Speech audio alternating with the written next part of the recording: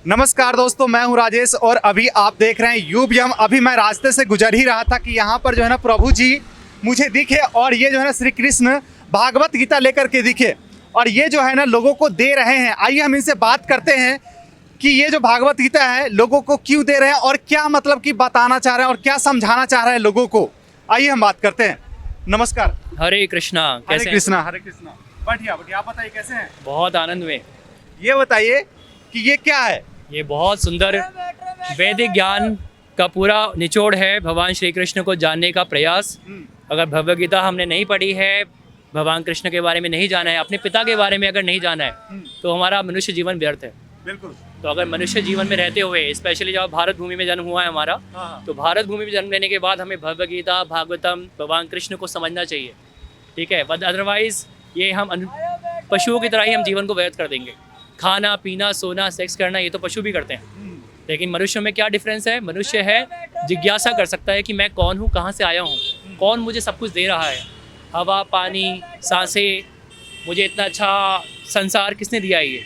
तो इसके बारे में इंक्वायरी करना ये मनुष्य जीवन का, तो ये हमें पता लगता है जब हम भगवद गीता और भगवान कृष्ण के बारे में जानते हैं। अच्छा, मैं अभी 10 मिनट से देख रहा हूँ कि आप जो है ना लोगों को बुला बुला करके समझाना चाह रहे हैं और बताना चाह रहे हैं अपने कल्चर के बारे में, लेकिन लोग सुनना नहीं चाह रहे हैं। ऐसा क्यों?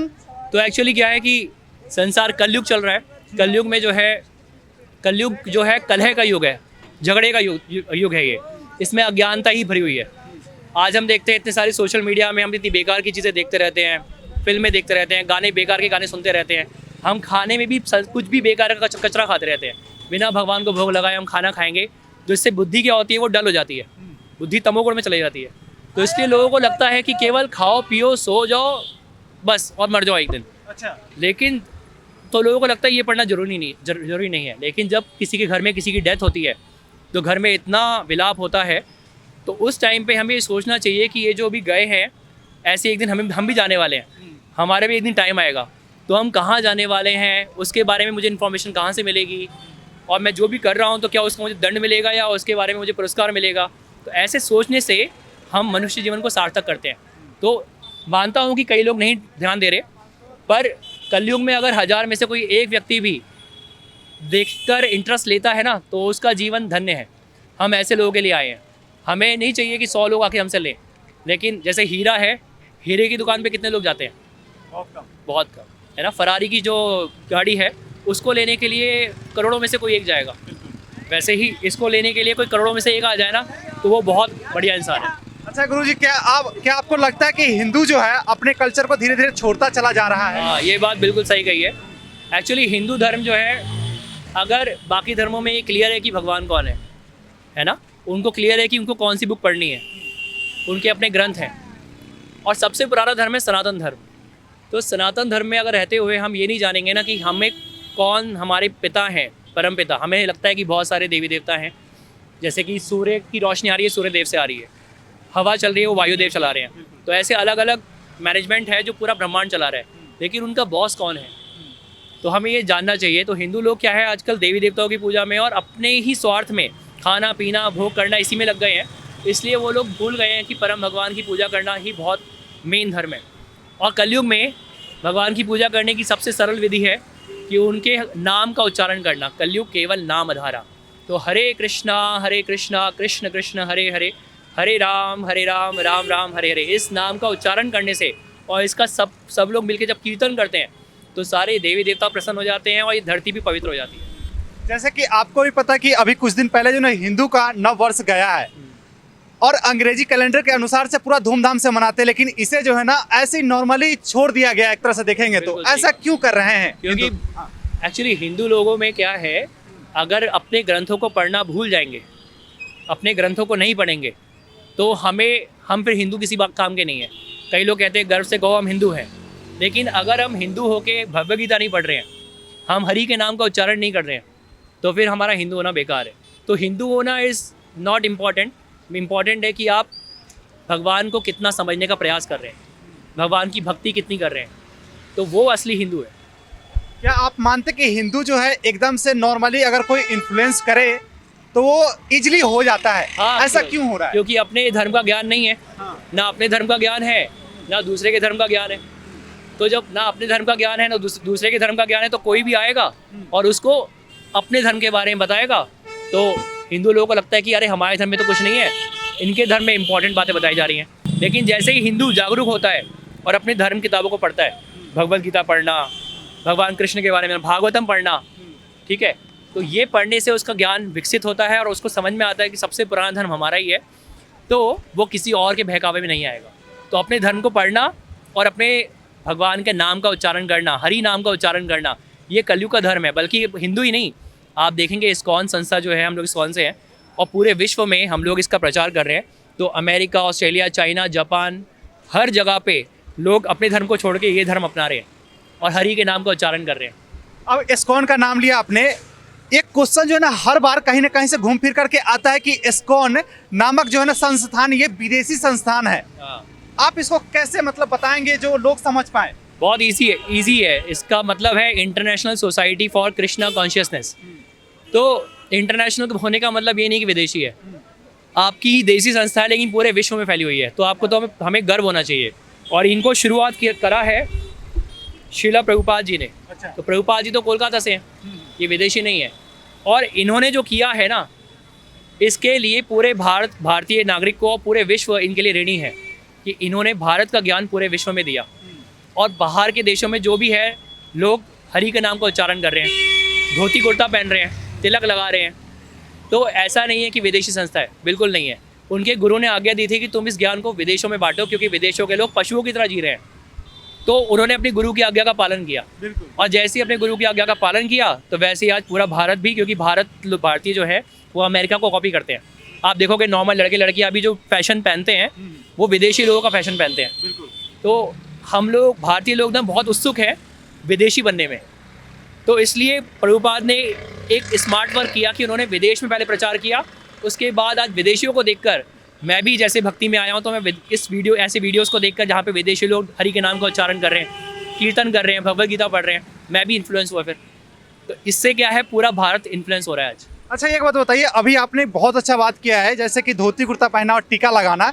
विदेशी अच्छे जो ना स्पोर्ट्समैन हो गए और जो क्या उसको बोलते हैं, मूवी से जो भी आते हैं, बड़े सेलिब्रिटी से आते हैं, वो धोती कुर्ता पहनते हैं, टीका लगाते हैं। लेकिन अपने भारत में देखा गया है कि टीका लगाने से लोग भाग रहे हैं, पीछे हट रहे हैं, बच रहे हैं। ऐसा क्यों? एक्चुअली भारतीय लोगों को अपने धर्म को फॉलो करने में थोड़ी शर्म इसलिए आ रही है क्योंकि बचपन से उनको ये सिखाया जा रहा है घर में कि इंग्लिश बोलना सीखो, हमें बड़े होके अमेरिका जाना है। देखो अमेरिका के लोग कितने संपन्न हैं, पर ये बात जानता नहीं है भारतीय लोग ये बात नहीं जानते कि अमेरिका के लोग सबसे ज़्यादा बीमार रहते हैं। उनको सोने के लिए भी नींद की गोली खानी पड़ती है। उनको शादी के बाद उनकी शादी टिकती नहीं है, उनके डिवोर्स रेट सबसे ज़्यादा। बच्चों को अपने पिता के नाम ही नहीं पता। विदेशों में ये हाल है, संस्कार है ही नहीं। तो हमें जो लगता है ना कि अच्छी रोड बन गई है, अच्छा ब्रिज बन गया है, अच्छे मॉल बन गए हैं, इससे हमारी खुशी का क्या मतलब है? कल को यहाँ पे बहुत अच्छा मॉल बन जाए तो क्या हम हमेशा खुश रहेंगे? नहीं, हम खुश तभी रहेंगे जब हम अंदर से संतुष्ट रहेंगे। चाहे दुनिया में कितना भी अच्छा डेवलपमेंट कर दो, बाहरी डेवलपमेंट कितना भी हो जाए, पर अंदर से अगर हम अपने बारे में नहीं जानते, अपने परम पिता के बारे में नहीं जानते हैं और उनका नाम का उच्चारण नहीं करेंगे, भगवद गीता नहीं पढ़ेंगे, तो हम दुखी ही रहेंगे। तो इसलिए विदेशी लोग दुखी रहते हैं हमेशा, वो लोग हमेशा परेशान रहते हैं।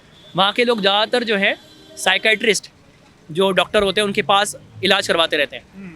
तो उन लोगों को इसलिए जब उनके पास भगवद गीता मिलती है या उनको भक्त मिलते हैं तो बहुत खुश हो जाते हैं देख के वो। जब नरेंद्र मोदी जी बाहर जाते हैं तब भागवत गीता देते हैं, बिल्कुल, है ना? हाँ। अपने शुभ मानते हैं भागवत गीता, लेकिन अपने ही देश में भागवत गीता को धीरे धीरे छोड़ते चले जा रहे हैं लोग। एक्चुअली हाँ, बिल्कुल आपने सही कहा। तो ये आज से 20 साल पहले का ट्रेंड था ये, पर अब धीरे धीरे इस्कॉन जो संस्था है, कितने सारे भक्तों ने मिलकर और पूरे विश्व के लोग जागरूक हो रहे हैं। तो अब हिंदू धर्म जागरूक हो रहा है धीरे धीरे।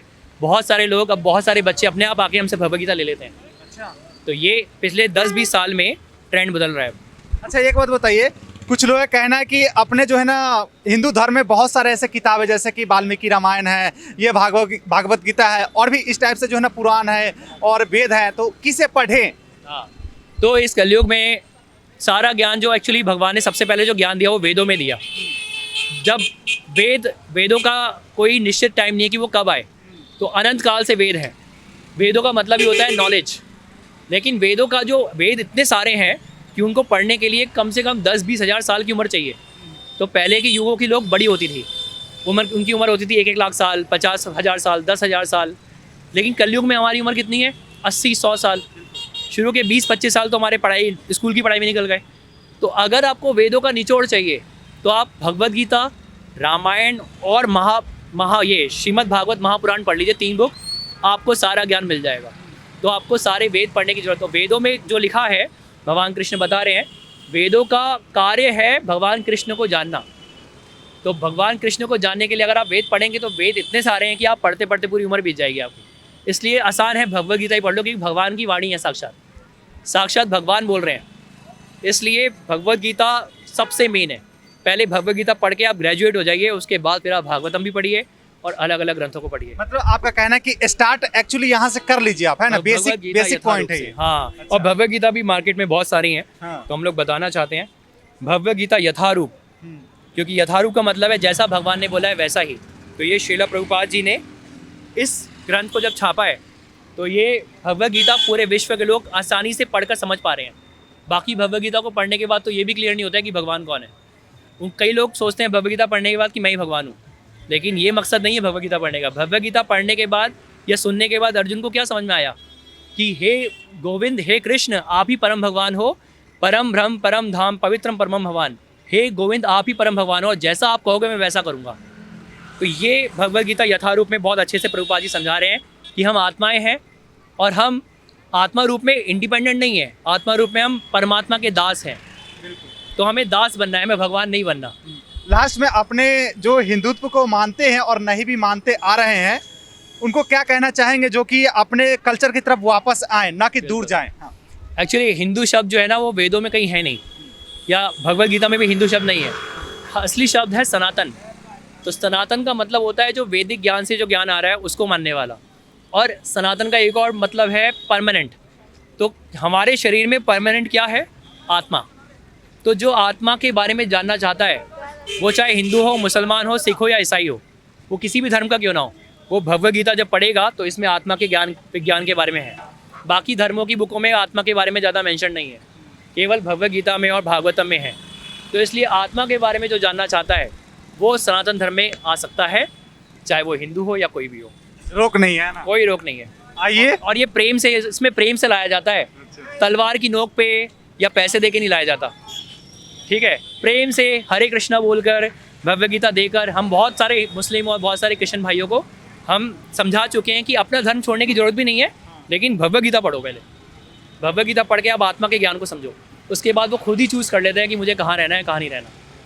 ठीक है, चलिए, आपने बहुत अच्छा बात किया। आपका। तो देखिए, आप लोग भी जो है ना किसी दूसरे के कल्चर को अपनाने से पहले एक बार जरूर जो है ना अपने कल्चर को जानने की कोशिश कीजिए। और कोई बुक पढ़े ना पढ़े, अपने ग्रंथ को पढ़े ना पढ़े, लेकिन एक बार जो है ना भागवत गीता को जरूर पढ़ करके देखिए, तब आपको पता चलेगा कि एक्चुअल में हमारे संस्कृति में क्या क्या छुपा हुआ है जो हम भी नहीं जानते अभी, है ना? बहुत बहुत धन्यवाद प्रभु। चलिए, धन्यवाद। हरे कृष्णा।